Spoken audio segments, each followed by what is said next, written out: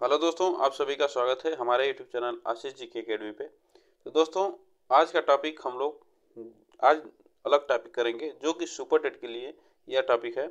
और इसमें हम लोग पढ़ेंगे बौद्धकालीन शिक्षा प्रणाली। तो यह जो कि सुपर टेट में इसका सिलेबस में दिया गया है और बौद्धकालीन शिक्षा और इससे इम्पोर्टेंट प्रश्न आते हैं। तो इसमें सुपर टेट के लिए हम लोग आज का वीडियो करेंगे। तो चलिए स्टार्ट करते हैं।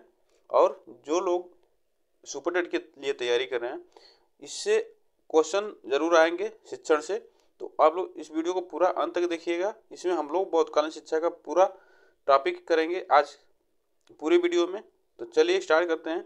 और उससे पहले जो लोग नए जुड़ रहे हैं, प्लीज़ आप लोग चैनल को सब्सक्राइब कर लीजिएगा और बेल आइकन को दबा लीजिएगा, जिससे वीडियो को नोटिफिकेशन आप तक हमेशा पहुँचते रहेगी।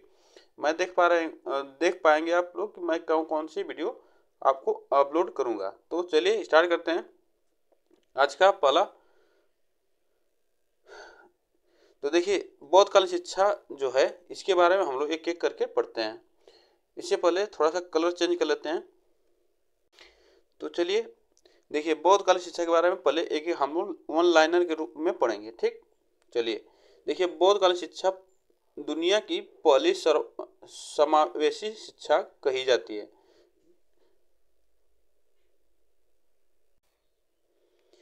बौद्धकालीन शिक्षा जो कि दुनिया की पहली समावेशी शिक्षा कही जाती है, क्योंकि इसमें वर्ण व्यवस्था के लिए कोई जगह नहीं थी। जो कि वर्ण व्यवस्था के लिए इसमें कोई जगह नहीं थी, इसलिए इसे समावेशी शिक्षा दुनिया की पहली समावेशी शिक्षा कही जाती है, बौद्धकालीन शिक्षा। ठीक, तो आप लोग इसको याद रखिएगा पॉइंट टू पॉइंट। फिर भी घूस खाने वाले अपंगों, अंग से क्षय विक्षत लोगों के लिए शिक्षा का प्रावधान नहीं था। इसमें क्या था कि जो भी घूस खाने वाले लोग थे, अपंगों के लिए अंग से क्षत विक्षत थे जो लोग, उन उसको यहाँ पे शिक्षा का प्रावधान नहीं दिया गया था, जो कि बौद्धकालीन शिक्षा में। तो यह बहुत बहुत अच्छा नहीं था उस समय शिक्षा, जो कि विकलांग दिव्यांग लोगों के लिए शिक्षा का प्रावधान नहीं दिया गया था। ठीक ना, बौद्धकालीन शिक्षा में। चलिए आगे चलते हैं। बौद्धकालीन शिक्षा की तरह राज्य के नियंत्रण से मुक्त थी। जो बौद्धकालीन शिक्षा थी यह राज्य के नियंत्रण से मुक्त थी, लेकिन वैदिक कालीन शिक्षा की अपेक्षा बौद्धकालीन शिक्षा को राजाओं द्वारा ज़्यादा सहायता प्राप्त थी। जो कि वैदिक कालीन शिक्षा की अपेक्षा, जो पिछली हम लोग वैदिक कालीन शिक्षा पढ़ चुके हैं, तो वैदिक कालीन शिक्षा थी तो उसमें बौद्धकालीन शिक्षा को राजाओं द्वारा ज़्यादा सहायता प्राप्त थी। जो बौद्धकालीन की शिक्षा होती थी, इसमें राजाओं के द्वारा इसमें सहायता प्राप्त किया जाता था। तो इसमें जो कि धन बल सब कुछ इसमें बौद्धकालीन शिक्षा में राजाओं के द्वारा दिया जाता था। तो इसमें चलिए आगे चलते हैं। और एक अंतर यह भी था कि जहाँ गुरुकुल अलग अलग ऋषियों मुनियों के थे, वहीं पर बौद्ध मठों का एक संगठित रूप पूरे देश में फैला दिया और इन मठों का प्रधान संघ होता था। जो कि यह अंतर यह था कि जहाँ पर गुरुकुल अलग अलग ऋषियों मुनियों के थे, वहीं पर बौद्ध मठों का एक संगठित रूप पूरे देश में फैला दिया गया और इन मठों का प्रधान जो था संघ होता था। ठीक ना, संघ होता था। तो इसके बारे में हम लोग आगे पढ़ते हैं। बौद्धकालीन शिक्षा में दो स्तरों पर विभाजित थी। जो बौद्धकालीन शिक्षा थी वो दो स्तरों में विभाजित थी। कौन कौन? पहली प्राथमिक शिक्षा और दूसरी उच्च शिक्षा। तो इसमें बौद्धकालीन शिक्षा दो स्तरों में विभाजित थी, इसमें प्राथमिक शिक्षा और उच्च शिक्षा थी। और इसमें प्राथमिक शिक्षा पूरी तरह से निःशुल्क थी, जबकि उच्च शिक्षा जो थी वह शुल्क लिया जाता था। इसमें क्या था, बौद्धिक कालीन शिक्षा में जो प्राथमिक शिक्षा थी इसमें शिक्षा जो दी जाती थी निःशुल्क थी, लेकिन उच्च शिक्षा थी उसमें शुल्क लिया जाता था बौद्धकालीन शिक्षा में। तो आप लोग इसको याद रखिएगा। ठीक ना, आपसे क्वेश्चन पूछ सकता है कि किस प्राथमिक शिक्षा निःशुल्क थी और उच्च प्राथमिक शिक्षा में शुल्क दिया जाता था। तो आप बता सकते हैं बौद्धकालीन शिक्षा में ऐसा प्रावधान था। चलिए, प्राथमिक शिक्षा में सिद्धरस्तु नामक पोथी पढ़ाई जाती थी। सिद्धरस्तु नामक पोथी जो थी पढ़ाई जाती थी। तथा जिसमें कुल 49 अक्षर थे, मतलब 49 अक्षर थे। साथ ही साथ शुरुआती व्याकरण एवं गणित भी सिखाए जाते थे। तो आपसे क्वेश्चन ये पूछ सकता है कि प्रारंभिक शिक्षा में कौन सी किताब पढ़ाई जाती थी। तो आप बता सकते हैं सिद्धरस्तु नामक पोथी थी पढ़ाई जाती थी, जो कि प्रारंभिक शिक्षा में। तो आप लोग इसको याद रखिएगा। और इसमें कितने अक्षर थे, तो 49 अक्षर थे। आप लोग इसको भी याद रखिएगा, क्वेश्चन आ सकता है, इसको इम्पोर्टेंट लगा लीजिएगा, ठीक ना, जो कि सुपर टेट के लिए बहुत मायने रखता है। चलिए आगे चलते हैं। देखिए इसमें उच्च स्तर पर पाठ्यचर्या को 2 भागों में बांटा गया था। जो उच्च स्तर था उसमें पाठ्यचर्या को 2 भागों में बांटा गया था। कौन कौन, एक लौकिक था, एक परलौकिक। तो हम लोग एक एक करके पढ़ते हैं। पहले लौकिक पढ़ते हैं। लौकिक में क्या पढ़ाया जाता था, गणित, विज्ञान, औषधि शास्त्र, प्रणाली विज्ञान, वनस्पति शास्त्र। ये जो लौकिक शिक्षा थी, इसमें क्या पढ़ाया जाता था, गणित पढ़ाया जाता था, विज्ञान पढ़ाया जाता था, औषधि शास्त्र पढ़ाया जाता था, प्राणी विज्ञान पढ़ाया जाता था, वनस्पति शास्त्र पढ़ाया जाता था, यह लौकिक में। और परलौकिक या धार्मिक जो था, उसमें इस शिक्षा को बौद्ध भिक्षु बनने वाले विद्यार्थियों के लिए अनिवार्य किया गया था। इसमें क्या होता था कि परलौकिक में इसमें जो बौद्ध शिक्षा भिक्षु थे बनने वाले विद्यार्थी थे, उसके लिए अनिवार्य किया गया था, जो बौद्ध भिक्षु बन सके। इसमें धार्मिक शिक्षा के अलावा बौद्ध धर्म के 3 ग्रंथ थे। आप लोग इसको याद रखिएगा। इसमें धार्मिक शिक्षा के अलावा बौद्ध धर्म के 3 ग्रंथ थे। कौन कौन बौद्ध धर्म के 3 ग्रंथ थे, देखिए अभिधम्म पिटक, इसमें पहला था अभिधम्म पिटक, सुक्त या सुंत पिटक, विनय पिटक या विनय पिटक का अध्ययन भी, ठीक ना। तो यह 3 ग्रंथ थे जिसमें बौद्धकालीन शिक्षा में पढ़ाया जाता था, जो कि परलौकिक में, ठीक ना। आप लोग इसको याद रखिएगा, जो कि अध्ययन करना पड़ता था। अभिधम्म पिटक, सुक्त पिटक, विनय पिटक, यह 3 ग्रंथ थे। आप लोग इसको याद रखिएगा, बौद्ध धर्म के 3 ग्रंथ थे। चलिए आगे चलते हैं। शिक्षा की शुरुआत प्रवज्जा संस्कार से होती थी, जो 6 से 8 वर्ष उम्र में होता था। आप लोग इसको याद रखिएगा। आपसे क्वेश्चन पूछ सकता था प्रवज्जा संस्कार किस शिक्षा प्रणाली में होता था, तो आप बता सकते हैं बौद्धकालीन शिक्षा प्रणाली में, ठीक ना। और कितने वर्ष से, 6 से 8 वर्ष की उम्र में होता था। यह शुरुआती शिक्षा थी जिसे बच्चों को ले जाया जाता था शिक्षा के लिए, तो वहाँ पे प्रवज्जा संस्कार कराया जाता था, और यह 6 से 8 वर्ष के बच्चे इसमें होते थे, ठीक ना। चलिए आगे चलते हैं।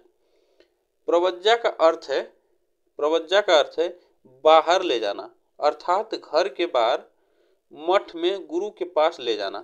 आप लोग इसको याद रखिए। प्रवज्जा आपसे पूछ सकता है, प्रवज्जा का अर्थ क्या होता है, तो आप लोग बताएंगे बाहर ले जाना, अर्थात घर से बाहर मठ में गुरु के पास ले जाना, यह इसका अर्थ है, ठीक। यह इसका अर्थ है, आप लोग इसको याद रखिएगा।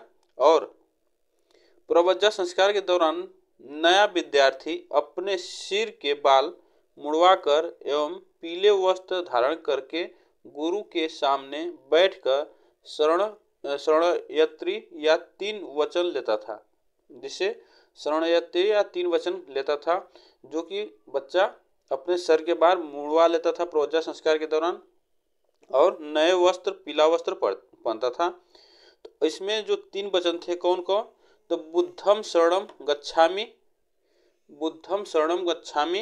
धम्म शरणम गच्छामि और संघ शरणम गच्छामि, यह 3 वचन थे उस समय प्रवज्जा संस्कार के दौरान दिया जाता था।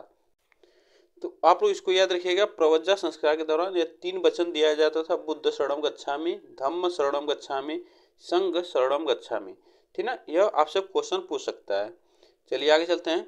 इसके बाद विद्यार्थी मठ में शिक्षा के लिए प्रवेश करता था। मठ में रहकर शिक्षा लेने वाले विद्यार्थी श्रमण या सामनेर कहा जाता था।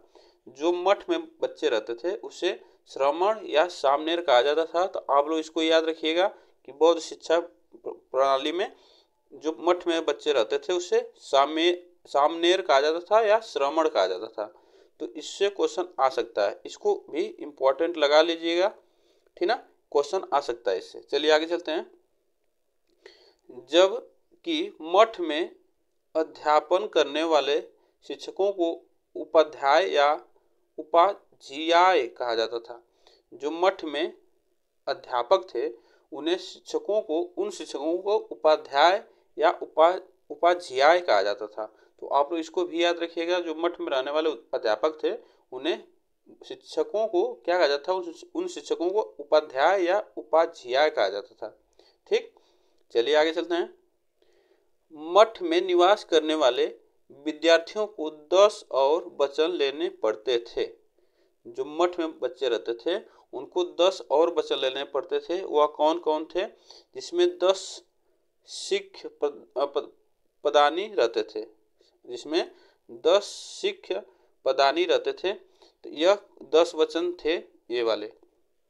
देखिए, अहिंसा का पालन करना, निंदा किसी का नहीं करना, ठीक ना, सत्य बोलना, निंदा किसी की मतलब बुराइयों की बातें नहीं करना, और सत्य बोलना था। मादक पदार्थों से का सेवन नहीं करना, यह जो कि 10 वचन थे।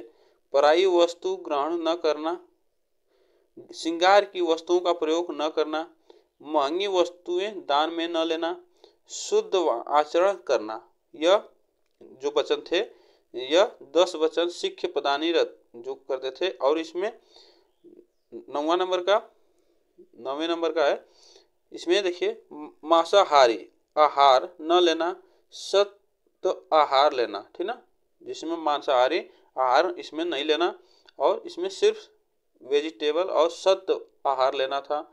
नित्य तमाशे आदि से दूर रहना, यह जो कि 10 वचन थे बौद्धकालीन शिक्षा के। तो आप लोग इसको याद रखिएगा।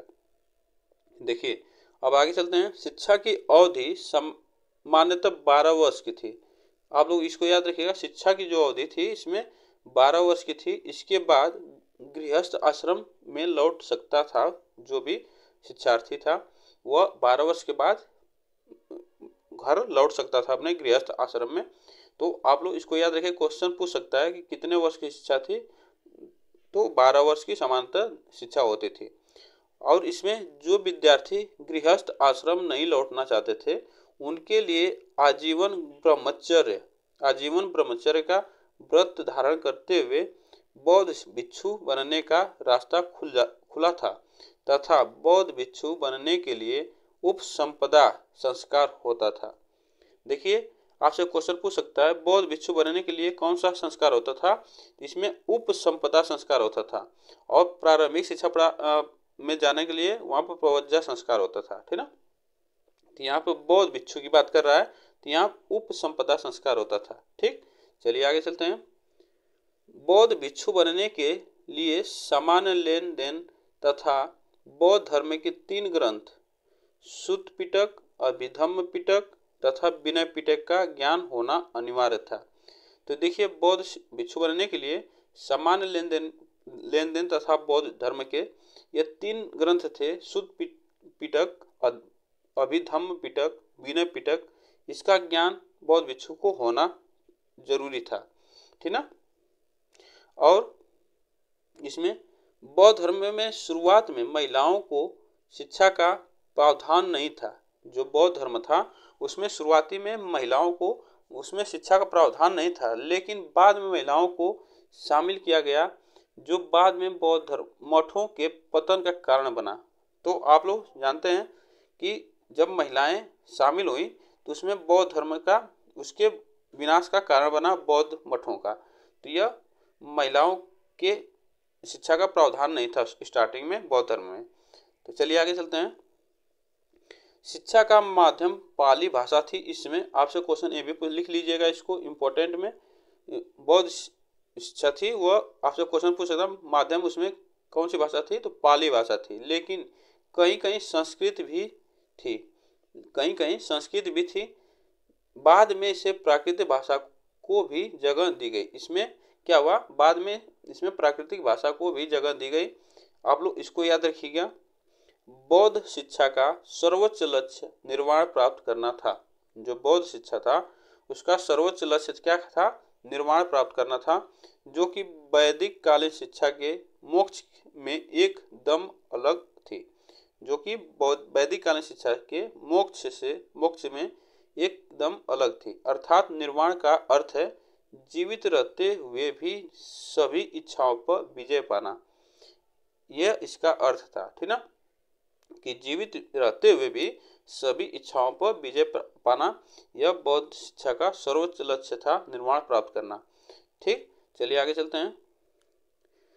वल्लभी, विक्रमशिला, नालंदा, तक्षशिला आदि बौद्ध शिक्षा के प्रमुख केंद्र हुआ करते थे उस समय, ठीक ना। परीक्षाएं बौद्ध काल में भी वैदिक काल की ही तरह मौखिक थी और शिक्षण विधियां भी अलग वैसी थी। इसमें क्या हुआ था? जब परीक्षाएं होती थी बौद्ध काल में, तो उसमें वैदिक काल की ही तरह मौखिक परीक्षा होती थी, ठीक ना। इसमें मौखिक परीक्षा होती थी जिसमें शिक्षण विधियां भी उस समय अलग थी, ठीक ना। और इसमें बौद्ध धर्म में प्रारंभिक स्तर पर 5 प्रकार की विद्या सिखाई जाती थी। जो बौद्ध धर्म में प्रारंभिक स्तर पर 5 प्रकार की विद्या सिखाई जाती थी, जिसमें था शिल्प विद्या, व्यवसायिक शिक्षा जो होता था, हेतु विद्या, तर्क विद्या, ठीक ना। हेतु विद्या जो था तर्क विद्या था, और अध्यात्मक विद्या जो थी धार्मिक विद्या थी, और चिकित्सा जो विद्या वो औषधि शास्त्र था, और शब्द विद्या था व्याकरण शास्त्र की विद्या थी। यह 5 प्रकार की विद्या सिखाई जाती थी बौद्ध धर्म में प्रारंभिक स्तर पर। तो आप लोग इसको याद रखिएगा कि शिल्प विद्या व्यवसायिक शिक्षा थी, हेतु विद्या तर्क विद्या थी, आध्यात्मिक विद्या धार्मिक विद्या थी, चिकित्सा विद्या औषधि शास्त्र था, शब्द विद्या व्याकरण शास्त्र की। तो आप लोग इसको याद रखिएगा। और यह बौद्ध कालीन शिक्षा का यह हम लोग पूरा टॉपिक आज पढ़ लिए, और इसको याद रखिएगा, इससे क्वेश्चन सुपर टेट में जरूर आते हैं। तो आप लोग इस वीडियो को पूरा उम्मीद है कि देखे होंगे। तो आप लोगों को वीडियो अच्छी लगी हो तो वीडियो को लाइक कर दीजिएगा, शेयर कर दीजिएगा, और चैनल को सब्सक्राइब कर लीजिएगा। फिर मिलेंगे नेक्स्ट टॉपिक के साथ, तब तक के लिए थैंक यू सो मच।